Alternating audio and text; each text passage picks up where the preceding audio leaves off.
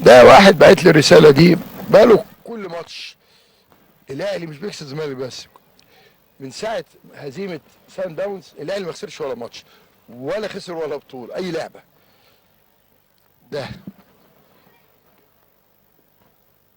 ده مش محتاج نقول عليه ساحر، مش محتاج. اهو واضح. طيب مكتوب ايه بقى؟ اولا صورة الساحر رجب محمد شيب رجب بحة. هذا الساحر هو اللي يعني مدمر الزمالك واصابات لاعبين وتطفيشهم. خلاص. منين بقى؟ اهو الفيوم مينا مينا ايه؟ الحيط. بلد الواد سيد.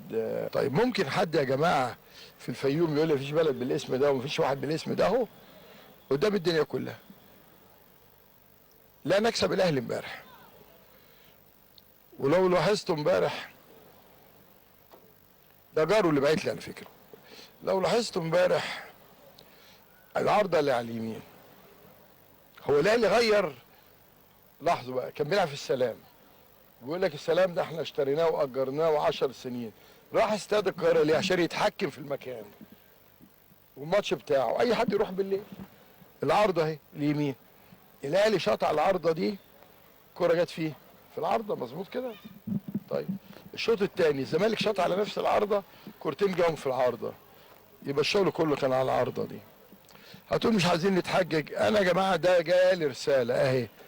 انا بصراحه ما كنتش عارف يعني انتوا بتؤمنوا بالقران ولا مش بتؤمنوا؟ قل اعوذ برب الفلق من شر ما خلق ومن شر غاسق اذا وقب من شر النفاثات في العقد. النفاثات في العقد دي ايه؟ اللي هي السحر، مش كده؟